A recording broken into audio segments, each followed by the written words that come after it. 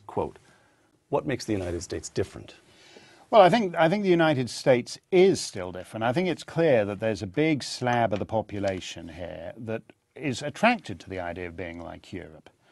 Europe has only been able to be like Europe the last 60 years because the United States has served as the guarantor of last resort. In effect, Germany doesn't need an army because the US Army lives in Germany, and so Germany has been free to spend its defense budget on socialized healthcare and all kinds of other things. In effect, US taxpayers pay for the German healthcare system. In 2010, this year, we still have 50,000 troops. 60-some years after the end of the Second World War, we still have 50,000 troops in Germany. Right, which is ridiculous, and any time anybody talks about withdrawing them, as Secretary Rumsfeld does, the argument now that was advanced at the time is that the closure of those bases would be devastating for surrounding German supermarkets and restaurants. Right. So that is why the United States taxpayer pays to keep this vast army in Germany, is because otherwise those supermarkets and restaurants would go out of business. So if America goes down the European path, who is going to be the sugar daddy for America in the way that America served as the sugar daddy for Europe? There isn't one. But what heartens me is that America is not yet European. I was very despondent by the results of as you can imagine, of the 2008 election.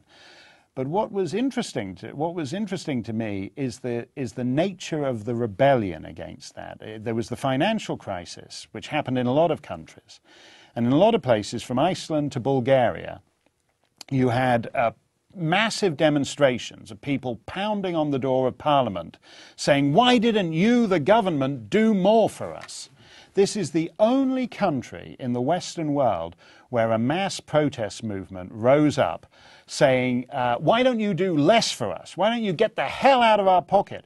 Why don't you keep out of our lives, big government, and we do just fine? And it's not clear to me whether it speaks for 50.001% of the American people, but it speaks for a significant chunk of them, and that differentiates the United States from most of the other Western nations. You write, Mark, there are three possible resolutions to the present struggle. Again, I'm quoting from America Alone. 1, submit to Islam, but that would mean the end of Western civilization. 2, destroy Islam, but, quote, the slaughter would change America beyond recognition, close quote. 3, reform Islam, but, quote, ultimately only Muslims can reform Islam. All the free world can do is create conditions that increase the likelihood of Muslim reform, close quote. What kinds of conditions are those?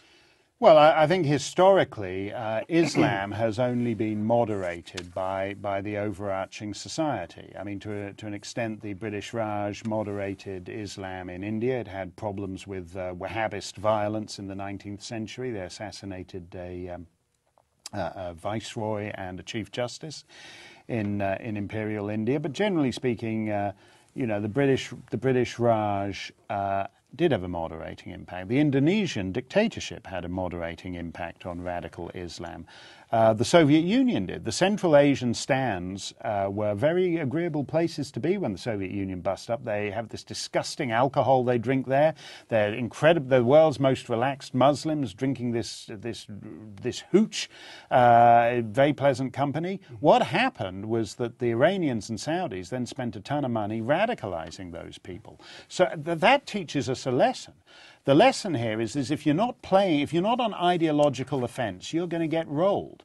This idea that somehow our deference to Islam prevents us from, to make the Christopher Hitchens point, identifying the various mom and pop strains of Islam around the planet that we're in favor of, or just letting the House of Saud and the Iranian mullahs annex anything that takes their fancy, is a recipe for disaster.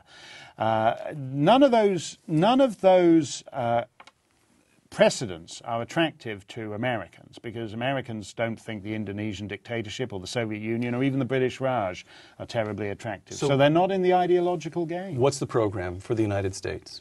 Well, I think if we set Barack Obama to one side and make you president, Or let's do it for experimental for the purposes of a mental experiment. Let's make you dictator. What should the United States do?